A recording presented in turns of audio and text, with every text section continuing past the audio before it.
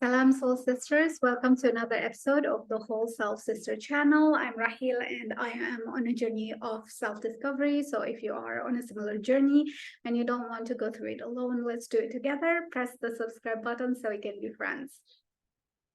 So in the last episode, I talked about the An-Nafs al-Mutma'inna, which is the peaceful self, or An-Nafs al-Radiyah, the content self. That's when we reach a state of acceptance, of understanding of who we are and what is our purpose in life. And we are able to accept that and make peace with ourselves and with others, and therefore we're able to bring a positive expression of ourselves that is aligned with our purpose. And there are also other lower expressions of the self, which is an-nafs al-lawwama, or the critical self, and there is also an-nafs al-ammara bis-su, or the sinful self. And by the sinful self here, I would attribute to it all the aspects of that we consider as unacceptable. For example, this is the place where all your primal urges and desires reside. It's where you feel anger, resentment, hate, envy, jealousy. This is a place where all of that is expressed in a very infantile way. And that is why you're unable to accept them or even express them in a conscious way, because you know that that is not going to be acceptable, not by you or others. And so you keep them in the shadow, and you keep them, or you consider them as sinful expression of the self. And whenever any of these expressions come out, let's say jealousy, the critical self will do its job by berating you or telling you that you shouldn't feel jealous, or you shouldn't feel envious of other people, and you should know better, and this is not acceptable of you. So that was the state where I was before doing any healing or doing any inner work. I was in a state of fight, flight, and freeze between my critical self and my shadow, or my sinful self. And I used to believe that, being on the side of the critical self, by blaming myself, by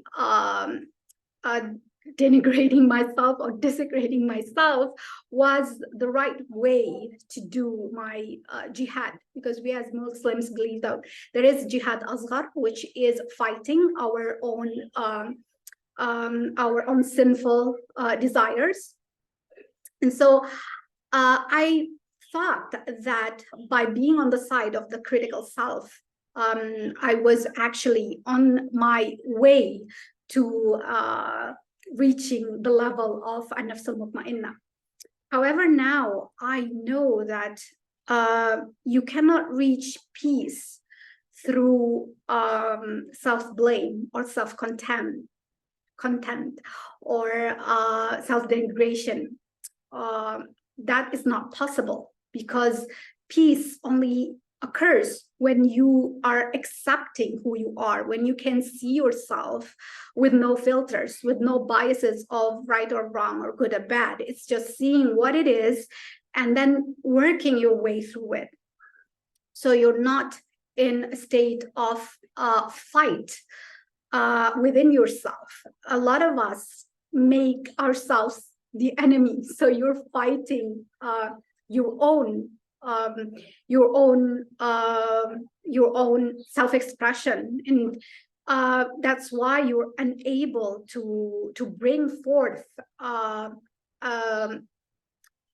positive expression of who you are. Now, so at that, before doing inner work, I used to believe that. I used to believe that I'm doing right by siding with the critical self. However, after studying psychology and understanding that in order for me to be able to to cause any change in my behavior, I need, or my nervous system needs to feel safe. And if it doesn't feel safe because I'm in a constant state of internal war, then my nervous system is going to shut down. It's going to double down on whatever way of behaving that it has learned from the past, because that is what it believes can keep you safe. So you are in a very self-defeating position if you are siding with your critical self. You are actually keeping yourself stuck in that place. You are not taking accountability. This is a very fake accountability, because accountability is actually understanding where your mistake was. So becoming aware of that, understanding where it came from, and then looking at realistic and effective ways in order for you to be able to change that behavior. And like I said, creating any change will not happen if you are in a state of internal fight. You're only going to shut down, and this is where you feel that you can't change, you're stuck, and whatever motivation or whatever objectives or targets you put on yourself, you are unable to achieve it, because it is coming from a sense of being wrong, of being insufficient, of not doing the right thing. So you need to keep reminding yourself that you need to do the right thing. You need to do the right thing. Otherwise, you'll make a mistake. And if you make a mistake, then you will not be responsible. And after learning that you can still be a good person while still maintaining compassion for yourself and accepting your darker sides or your sinful side, because that is the only way where you can create any change and reaching the objective, which is becoming at peace with yourself and transmuting all those negative energy into positive expressions. That's when I realized that siding with the critical self was not effective. It was actually an act of self-sabotage. It is an act of keeping you stuck where you are, because probably your nervous system is judging you as not safe, because you're waging this fights and internal wars within you without actually trying to see and understand the root cause of whatever sin you're committing, whether, like I said, whether you are in rage or in anger. You need to go and understand why you're angry. So the first step will be to develop that self-awareness. Okay, I'm angry. Why am I angry? If the question of why is very triggering, or sometimes our psyche forms this resistance to seeing the true root cause of our issues, because maybe we are not ready to deal with them at that time, then maybe asking why is not the right question. But you can ask, what does this attitude serve me at the time? For example, if you like to gossip, what does gossip serve you? Is it giving you a sense of connection? Is it giving you a sense of being better than other people? Is it giving you a sense of validation that you are better than other people? What is the root cause? What function does it serve you? So asking that question, what function does this negative expression of me serving at that moment, whether it's procrastination, or not fulfilling what I promised to do, or just losing my temper with my children, or being late. And pissing off other people. Like, what does that attitude serve me? And from there, I would journal and see whether I have done that before. And if I have done that before, what was the trigger? What was the impetus? What forced me to do that or drove me to do that? And was I conscious of the reasons? And then I would contemplate or even meditate, and I would ask God to reveal to me the reasons for that. And sometimes I would get the answer when I'm journaling. So I wouldn't even be thinking of that. But when you free journal, I would get the answer and I stand like, oh wow, I didn't know that the reason why I lost my temper was because I've let go of so many boundaries that my shadow had to step up and put an end to it. But at the same time, after I let's say lost my temper with my kids, or with some of my loved ones, I would go into a mode of self-blame. And this is also where we need to be able to tame our inner critics. Sometimes it's called the inner parent.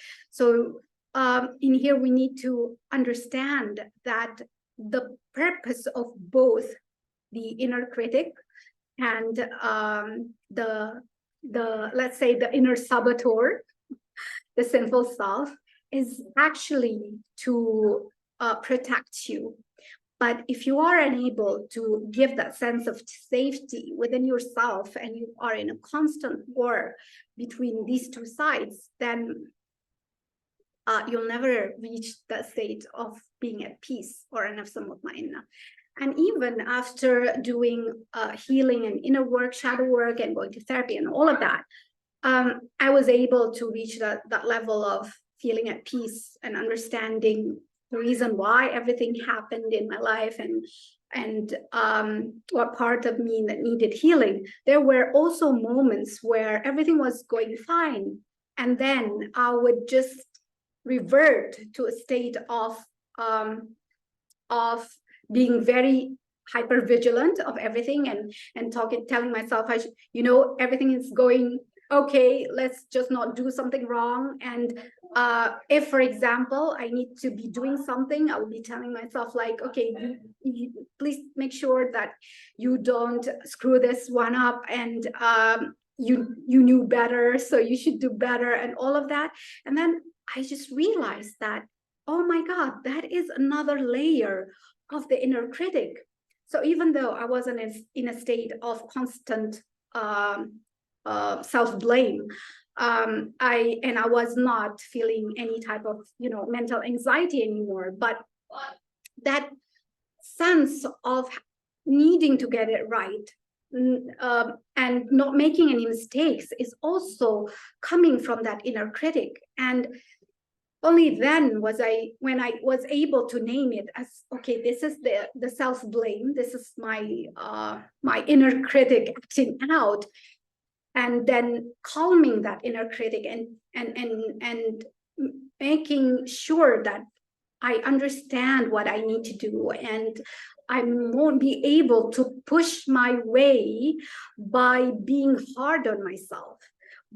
And only when I accept that I need to be patient, and I need to surrender to the process, and I need to not always have control of everything, but to be in acceptance of whatever is the result of whatever that thing I was doing, and how people react to it, and releasing that control. Only then will I be able to to receive the lesson and to understand that this is the process that I need to go through in order to level up and reach a higher understanding of myself, and to be able to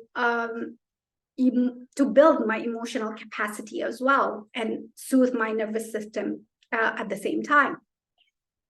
So whenever you feel like, oh, I've reached that level of bliss, or that level of peaceful state of mind, and then your mind goes on to nitpick and find all the mistakes, and probably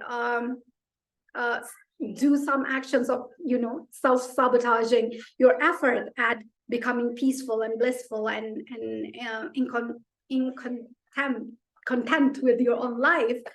Please understand that you are not reverting to your old self or your old habits. You are actually unraveling a new layer of who you are. So, or of your traumas or wounds or false selves, because your nervous system will only show you a deeper layer when it believes that you are ready. So when you're in a state of bliss or at peace, you're not suffering from any kind of mental anxieties. That's when your nervous system actually understands that, okay, now we are safe to release a new layer. So another form of self-sabotage or self-critic will come up, and this doesn't mean that you're regressing. This actually means that you're moving forward, you're healing another layer. You are able to connect to yourself in a deeper sense, and you're able to heal and level up. So I hope this has given you some insight into your inner work. Please share if you had any similar experiences. And with this, I end this session, and I wish you a very wholesome day.